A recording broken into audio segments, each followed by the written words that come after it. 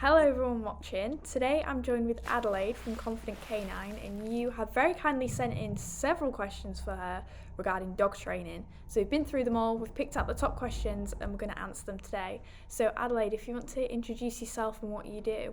Hi Amelia, thank you so much for inviting me here today. I'm really excited to be able to share some of my information and help some of your clients. I'm Adelaide, I'm from the Confident Canine in Worcestershire. We are trainers and behaviourists and we deal with pet dog problems. Amazing. So we've had several questions. A lot of them were pretty similar, so we can go through them one by one. The first question being, how do I stop my dog from barking when someone leaves? So when we're dealing with barking issues, first of all, we need to understand or try and understand why the dog is barking. Because barking, as you can imagine, can mean many different things in different contexts, in different places. And so ultimately, I would be asking questions around, is it with the same person? Is the dog left alone? Does it occur anywhere else apart from the home? So I find that dogs that bark tend to bark in other places as well, like the car, or at other dogs, at other people's houses. We have to do a bit of investigating because there's no quick answer that I can suggest that would say, for example, do this and then your dog won't bark when you leave. Too many variables. That's completely understandable. I mean, we've got dogs here in the office and they bark at everything, so we never really know what it is, but dogs will be dogs, I suppose. Yeah, so for example, if a dog is uncomfortable being left home alone, then that would be something that I'd be working on the separation anxiety side, because the root cause of that dog barking might be fear of being left alone, for example. Definitely. So one of the next questions is, well, it's more of a scenario. So my dog has a bad habit at night where he barks like crazy to be let out for his last wee in the garden. He literally goes crazy, spinning around, and then sprints out into the garden and has a massive bark fest. He's territorial and there are multiple cats and foxes that traverse the garden, but this is a specific nighttime thing. Is there any advice you can give on this one? So this is a great question because it's really specific. Now, a couple of things might have occurred with that dog.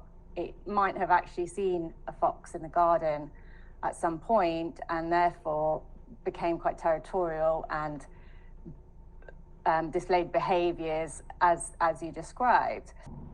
Another situation is that the dog might have got into a habit of doing this every night. What we need to do here is actually break that habit. It may be that the dog has never seen anything in the garden and it just enjoys barking every night. So to break that habit, what I'd recommend is popping the dog on the lead and actually taking it out several times at different intervals through the evening, not just the last time it goes out for a toilet before bedtime. By keeping it on the lead, you retain some an element of control, so they're not just tearing around the garden barking, because what that does is it's self-rewarding, and so therefore as it barks and runs, it enjoys that behavior and therefore wants to do it again. So by putting it on the lead, simply that you actually remove the possibility of that. Of course, it's going to still bark and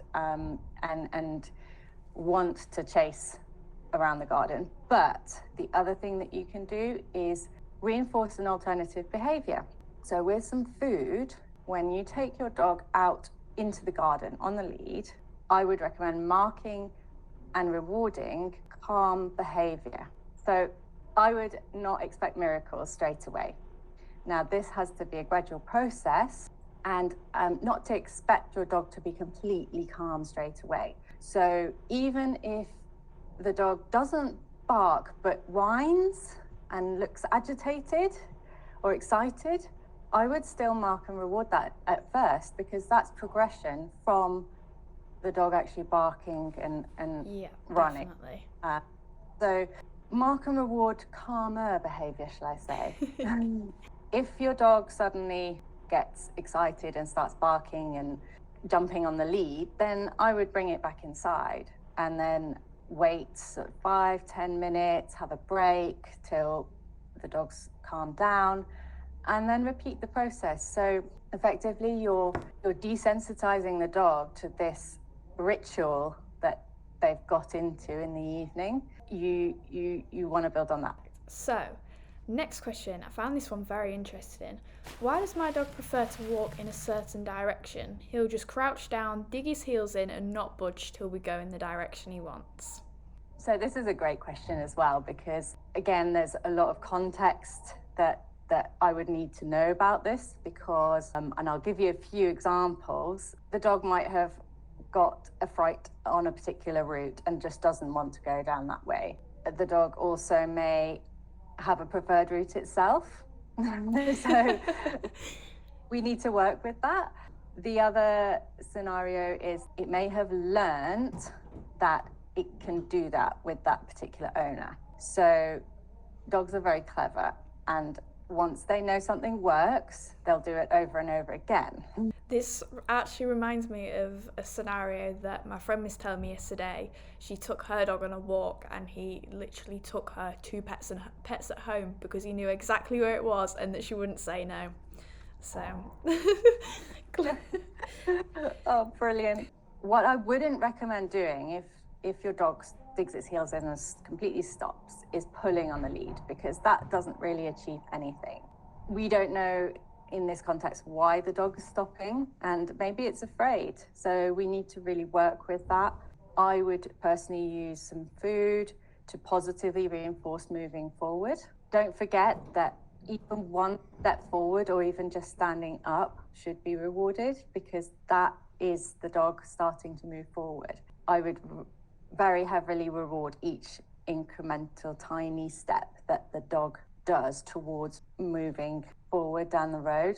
Another question I'd be asking is, why does that dog want to go into that particular direction? Is it a smell? Is it a particular place? If this behavior causes a problem, I would avoid that particular route. I'd recommend varying your walk and making sure that this behavior doesn't occur anywhere else. If it doesn't, then it's very location specific, and we can work on that using plenty of food and encouragement.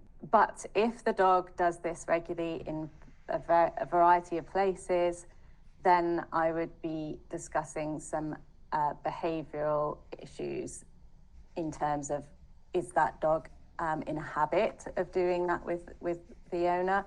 Or does the dog not actually enjoy walks for another reason? Is it in pain? Does it have some joint issues? Things like that.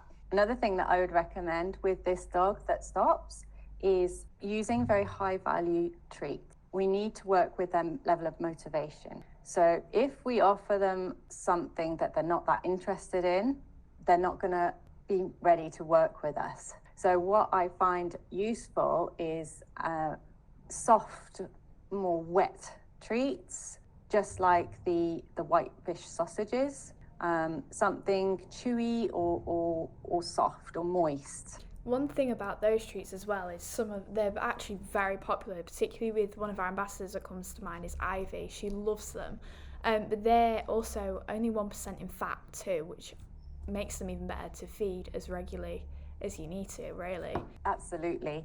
With all training, sometimes there's a lot of repetition involved, so that's a really good point. This one's more of a scenario again. So we've got, when walking off the lead, my dog can be very well behaved if treats are involved. However, occasionally she must sense something and she'll be gone.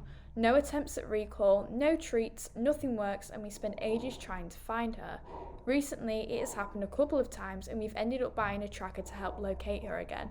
Our biggest concern is that she might find her way off into a field or woods and onto roads where she has no road sense. Any advice is appreciated. Yeah, so I really feel the owner's stress there, because it's incredibly stressful when that happens. 100% I would recommend using a harness and attaching a long line to that harness. If anyone doesn't know what a long line is, it's effectively a 5 or 10 meter lead, just a normal flat lead. Now, I only ever use 3, 5, or 10 meter long lines, because if you can't recall your dog at 10 meters, it's definitely not going to come back at 15 or 20. The other reason is that holding the long line and managing the long line can be quite difficult when your long line is very long. First of all, I'd make sure that you train in an area that is easy for your dog to focus. So depending on how good this dog's recall is, that would be my first focal point, is ensuring it's got really good recall. Practice the basics at home. Does it come back at home from one room to the next? If the answer is yes, then try in the garden. Then you can start progressing to open fields or parks where it's not too busy. So you've got dogs at a distance, for example. So there are distractions, but they're quite far away, so the dog's still able to focus. Always have your dog on a long line, because as you're progressing through the difficulty, so as you're exposing the dog to more and more distractions and tempting the dog effectively, you want to make sure that you have a solid recall. You want to be almost certain that your dog will come back. If your dog's not on a long line and it does run off, what that teaches the dog is that it can ignore you, and it's very exhilarating for the dog to run off after this particular scent or squirrel or whatever it is it's chasing. So therefore, again, it reinforces to the dog that that's fun. And therefore, it's going to be more likely to do it again because it knows how fun that is. So we want to take away the opportunities that it has to practice that behavior. And so as you progress with your recall training, make sure you reinforce your dog every single time it comes back. So that's really important, and I can't stress how important that is, because even though you think that your dog is fairly well trained, don't be shy in using lots and lots of food, especially if your dog is food motivated. If your dog is motivated by other things such as toys or anything like that, that's another conversation. But I'm just using food as an example because it's a very common way to reinforce your dogs. As you gradually build your distractions, allow your dog to go a few meters ahead of you. And when you notice them looking at a certain distraction or being interested in a scent, see if you can call them back. If they come back, if they leave the thing that they're interested in, so they look away or lift their nose up from the floor and come back to you, I would make a big point of that and give them plenty of food, plenty of treats, and praise them, verbally praise them. Make a big thing about that, because in those moments, that dog's made a choice and it has chosen to come back to you, even though something else is interesting. Now, it will remember those moments. Yeah, and so, I would advise going through this process of keeping the dog safe on the long line, but then progressively training in the areas I call hotspots, where there are lots of squirrels, once you know that your recall is quite well established.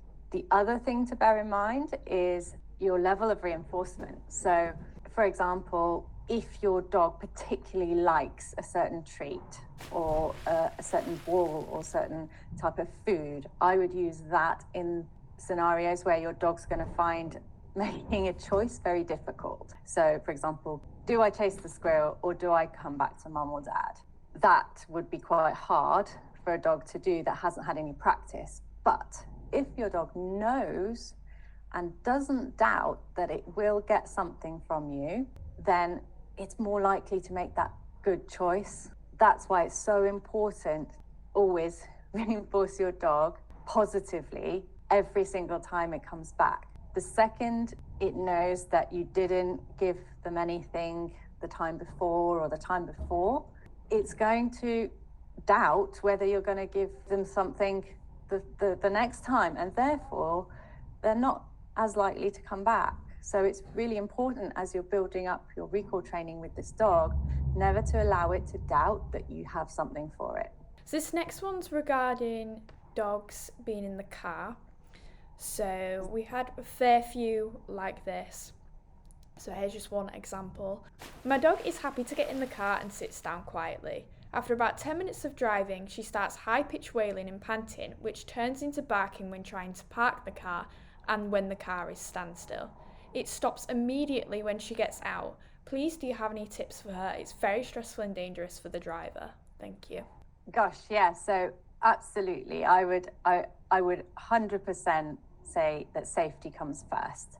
And it can be so distracting to have a noisy dog in the vehicle. I would make sure that the dog is secure, first of all, because the other issue is that is the dog able to come to the front and distract the driver further.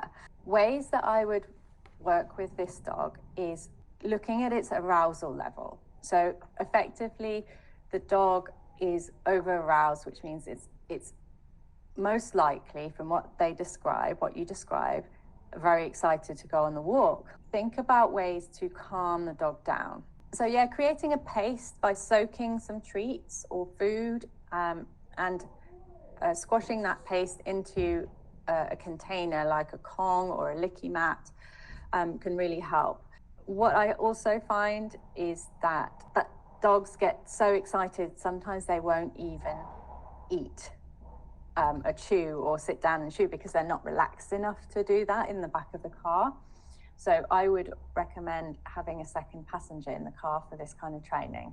Either the dog is in the boot, in a crate, or sat next to the passenger attached by a harness. So if the dog is calm to begin with in the first 10 minutes of their journey, I would work on doing, say, an 11 or 12-minute journey, turning around and going back home. So the dog isn't always used to going to that particular walk every time. So you're able to gradually, over lots and lots of repetitions, and I know it involves going out in the car lots of times, but just stretching the amount of time that you're able to travel with the dog without it going over its threshold and starting to bark and whine. That would be one element of training to do with this dog. That is effectively desensitizing it to the car journey. As the dog improves and you're able to travel just a fraction longer, say 12 minutes, 13 minutes, 14 minutes, 15 minutes, then I would include a stop.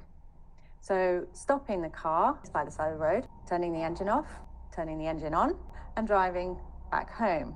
So again, we're working with the different triggers of this dog. I would make sure that your passenger has some really tasty treats, or even if they make a paste out of some, by soaking some treats or some food, you can put them in a container like this, which is just a silicone squeezy bottle, effectively. Mark and reward.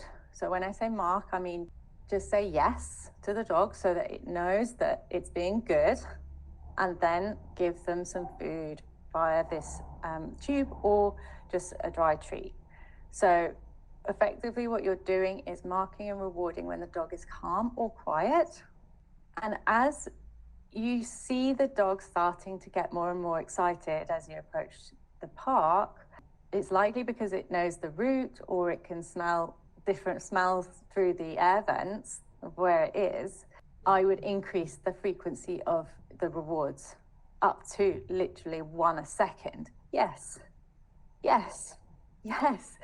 And therefore, you're reinforcing before the dog barks, because if you don't reinforce at that sort of frequency really close to, you wait 5 seconds and the dog's barking.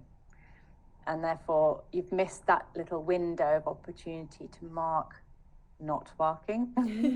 So, which actually brings us on to our next questions quite nicely. The first one being, what are some good ways to help with dog separation anxiety? So with dog separation anxiety, one of the most common things that we hear is, oh, I've left my dog for 10 minutes and it's distressed. Where you need to start with a dog with separation anxiety is within seconds of you leaving the room. There are so many different aspects to why a dog is distressed when it's left alone.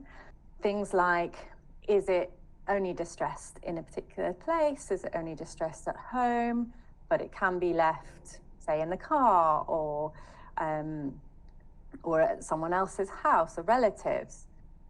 Then another question would be, does the dog behave differently with different people? So is the dog particularly attached to one member of the household? And it's okay if it's left with that person in the house. So if say, the husband leaves the house, the dog's absolutely fine. But if the husband stays at home and the wife leaves, then it's not fine. First of all, you've got to try and understand why the dog is getting distressed. The mechanics of it is all quite different, and each dog will have different triggers. Then we need to break down the process in terms of time, so working in seconds rather than minutes, to start gradually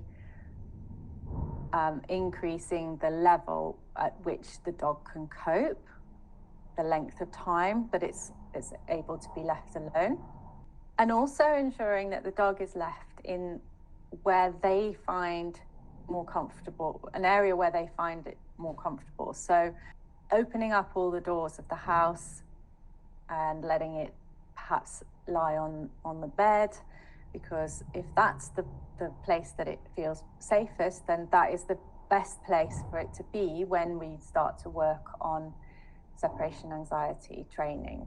We also need to start making a list of all the triggers to that particular dog. For example, is it our behavior that starts to affect the way it perceives the environment? So does the dog get triggered when we get our coat or start to put our shoes on, or even say a particular word, school run or shopping? Something like that can become a trigger to a dog because they very quickly learn what comes next.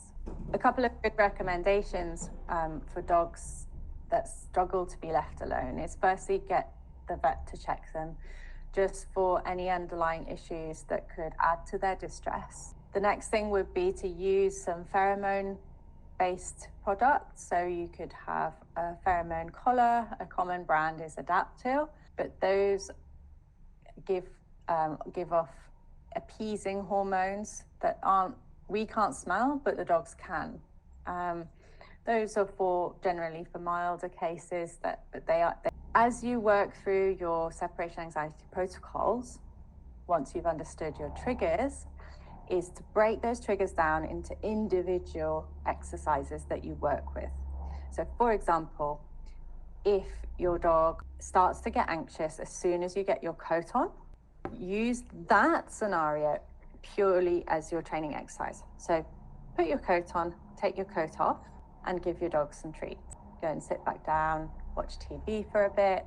The next time I would reach into the cupboard, touch your coat, and close the cupboard, for example, so that you're not even putting it on, because the dog's fear probably starts as soon as you even walk towards your cupboard or your clothes hooks, because they understand what comes next. Repeat that lots and lots of times. So every time you walk past your clothes cupboard, open the door, touch your coat, close the door, throw a dog a treat, and go upstairs, carry on with your day. And the more you do that, the less your dog is going to worry about you picking up your coat. As you build that up, you can then start perhaps putting your coat over your shoulders every time, putting it back. Same process. Then put your coat on fully, and then touch the door, the front door. Take it off, put it back in the cupboard. Those are all examples of things that you can train related to separation anxiety that doesn't even involve leaving the house. Once your dog starts to be more comfortable around those initial triggers, so for example, what I'd be looking for at that point would be, does the dog even look at you when you go and put your coat on, or does it go, oh no, Mum's putting the coat on again, and just completely ignores you and stays in its bed or just carries on doing what it's doing in that moment. So it's not affected at all. That's the point where you know that you can move on to the next sort of level of training, which may be exiting the house for a second and coming back. So you're adding the movement, the sound and the smells of the door and the way you exit the house, but it's not for long. It's literally only for a second, and you come back. Give your dog some praise and treats straight away, so that it then starts to learn that it's not as scary as they thought that mum is leaving the house, because she immediately comes back. So even if they do feel a little bit of fear, the fear subsides straight away. And then, like I said earlier, repeat that process until your dog doesn't react. That means it knows that nothing bad is going to happen. Once you've noticed that your dog starts to ignore you, you can then maybe leave the house for a few more seconds, maybe 2 or 3, and then come back, same process. And you want to do this process really, really gradually. If you rush this process, you could remind that dog how stressful it is that mum leaves. So it's better to establish your really solid building blocks with separation anxiety. Occasional setbacks are inevitable, but the least frequently you have it, the better. It's really interesting to me how different and unique every dog is, just like a human, because we have, like I said, we have so many dogs sometimes in the office, and we have Wilson, who his owner Adam can leave him and he just doesn't care at all. He's not bothered, and he'll sit there and he'll notice no different.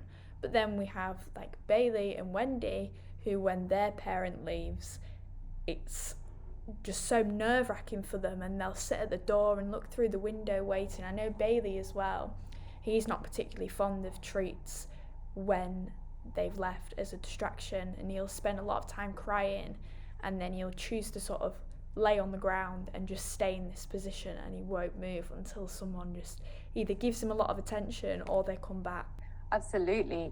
And so taking that into account, the first 2 things I would do is get an indoor camera so that you know exactly what's going on at home while you're out, because a dog can potentially bark as you leave the house, and then after 5-10 minutes settle down, go to sleep, and then after half an hour start to pace and things like that. So, and maybe being quite intermittent in their behaviors, or other dogs, for example, could bark non-stop for the whole time the owner's away.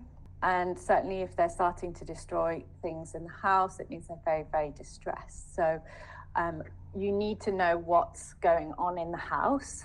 That's not only just for sort of the initial period of what type of anxiety and what level of anxiety you're dealing with, and finding that out at the beginning, but also during the training process, so that as you build up leaving the house for a few more seconds, a few minutes at a time, and et cetera, you can check on your dog and make sure that you're not leaving it too long, and therefore it starts to get distressed and worried again. A dog walker can also help with separation anxiety, but it really depends on the level of what, or the intensity of that separation distress, because if a dog is okay for a few hours, then having a dog walker come in, say at lunchtime, can break up its day. It's not as bored, it's not as lonely, and then if they've had a good play with some other dogs or a good run off the lead, then they're much more settled in the afternoon. So that can be another way to really help dogs that have a certain degree of separation related issues, but not to the point where you can't leave them just for a few hours. This one did catch my eye a little bit. So, what can I do to stop my dog from eating her own poo? Occasionally I catch her in the act, but not always, and she sometimes eats poo when free running. Not always sure it's hers either. Now, that is, you definitely don't want to kiss from that dog straight away, do you? But it's a very common issue. And unfortunately, some dogs just like the taste of it, and it is absolutely gross. But one of my old spaniels actually loved the taste of poo. She was a chocolate cocker called Teal, and for her entire life, she just loved the little chocolate snacks that we used to call them.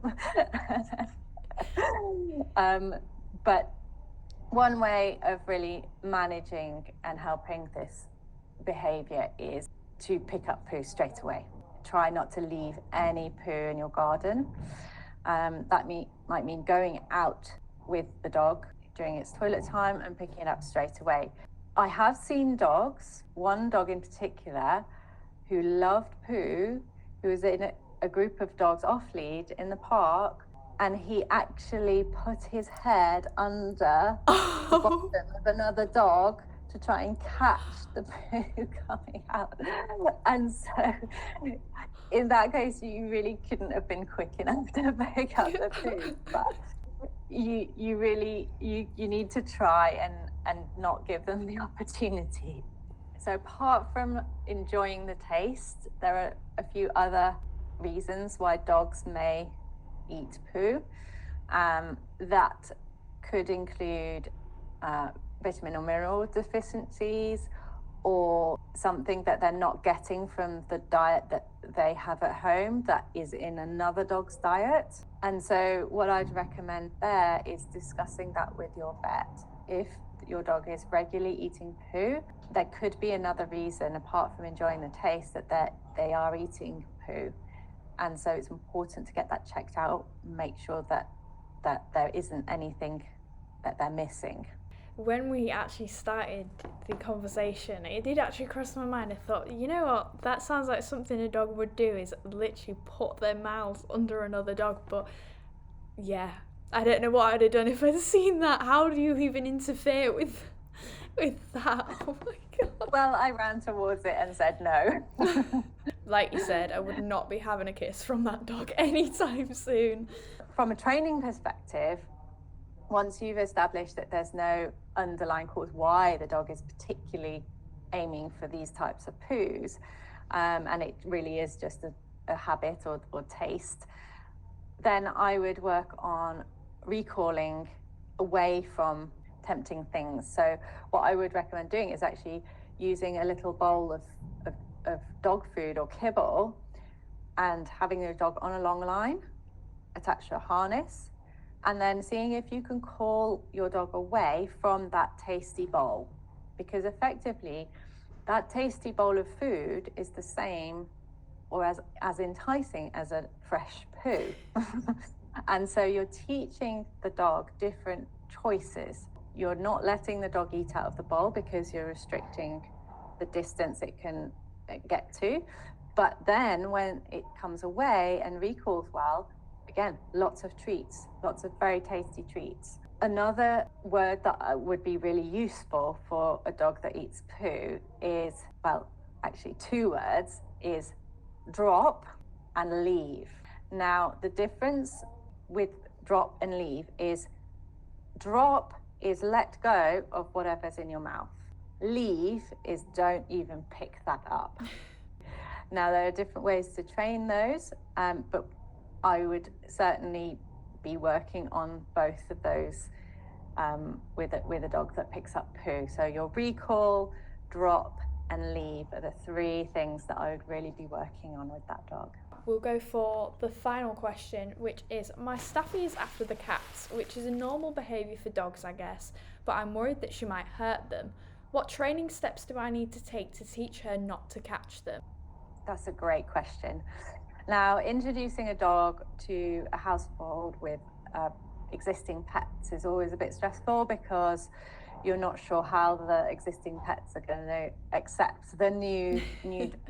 So what you've got to do in this situation is consider the cat as well as the dog. So is the cat comfortable with the dog? With cats, they like to have places nice and high to get out of the way of dogs. So what I'd recommend is firstly creating an environment at home that keeps the cat safe. So using plenty of baby gates, so that as long as the cat is mobile and fit enough to jump over the baby gate, they can get away, making sure that the dog doesn't actually chase and get them. Secondly, what I would do is establish a feeding station on a bit of furniture, perhaps in the living room or the dining room, where the dog spends quite a bit of time, making sure that the furniture is quite high, or too high for the dog to jump and scare the cat. Placing a lot of treats, it's water bowl, maybe a cat bed, and some licky licks. Heard of licky licks? Yes, yeah, they kind of look like the yogurt tubes. Boobs. Yeah, that's the one. Create a station for your cat that's safe and out the way of the dog, but still in the same room as the dog. So on this safe station, what you're going to put is your cat's bed, a little bowl of water, some nice treats, and maybe a plate with some licky lick paste spread over it, so that your cat really has a very nice, comfortable, enjoyable time up there. Pop the cat up there, or encourage it to jump up on its own, depending on the cat. Then bring the dog in. Don't bring the dog in and then try and get the cat on this bit of furniture, because your dog might jump up at you and it'll just distress the cat. So cat first, make sure the cat's comfortable, then bring the dog in. When you bring your dog in, make sure it's on a lead, and then do some training with plenty of treats just there on the floor of the living room or the dining room, so that the cat can observe from up high and watch the dog. The dog will know that the cat's there as well. And so they're starting to get used to each other's presence in a calm and enjoyable way for both. You can work on any training exercises with a dog, particularly things like stay or bed. So go to bed, using a soft bed, and a long down, for example, down with duration. So those are calm behaviors that you'd want the dog to do in the cat's presence. So you're working on your obedience as well at the same time. Make sure that you have small breaks of sort of 4 or 5 seconds where your dog can glance up at the cat. What you don't want to do is completely distract your dog so that it just ignores the cat, doesn't necessarily pay it any attention, because you want to bring the cat in on the training. So you want your dog to occasionally glance up at the cat. You're also reinforcing engagement with you rather than chasing the cat. You're managing this because the cat isn't running, it's on the bit of furniture. Once the cat and the dog are more comfortable in each other's presence, what I would do is perhaps have the cat on one side of the baby gate and the dog on the other. Have 2 people do this exercise. One person feeds the cat on one side of the baby gate, and the other person feeds the dog on the other side of the baby gate. Licky mats are fantastic for cats as well as dogs. So you can use your pastes to put on a licky mat for the cat and the dog. Just so, again, they get used to being on the same level as each other, so on the floor, but you're keeping the cat protected by the baby gate so that the dog can't chase it. You're reinforcing that nice calm behavior, so not chasing, just eating quite close to each other, and seeing if the dog and the cat are comfortable doing that. If the cat runs away, that means that the dog's too close. So I would maybe increase the distance between the cat and the dog, but make sure that the baby gate's still between them. It may take a few days for the cat to be brave enough to be able to eat in the next room from the dog, knowing that it's there, it can see the dog, it can smell the dog through the baby gate. So take your time, and it's all about building that trust and confidence between the cat and the dog. As they improve, you can bring the licky mats, let's say, closer and closer so that the gate is in between. And they're literally eating almost nose to nose, either side of the baby gate. do this until they're more comfortable with each other. This is teaching the dog alternative behaviors other than chasing. Ultimately, dogs are very tempted when something moves. That's just a natural behavior. I would recommend working first of all on the cat being stationary and the dog being comfortable around the cat and vice versa, stationary. It's a whole different level of training when the cat starts moving. Thank you, Adelaide, for joining me. I know for a fact that everyone is going to find this super helpful. We get asked all the time on tips for training and how to use our treats, so this is definitely something that everyone's been waiting for. So thank you very much for chatting with me. You're welcome. It's been such a pleasure and so fun to discuss all these different things. And if anyone has any other questions for Adelaide, please do send them across and we'll be sure to do a part 2 if this is something that everyone's interested in seeing more of. I would love to answer your questions and also follow up on the questions that we've also answered today. 100%. If we answered one of your questions, do let us know how you get on with them as well and we will feed back. Be amazing. Thank you for joining me. Thank you so much.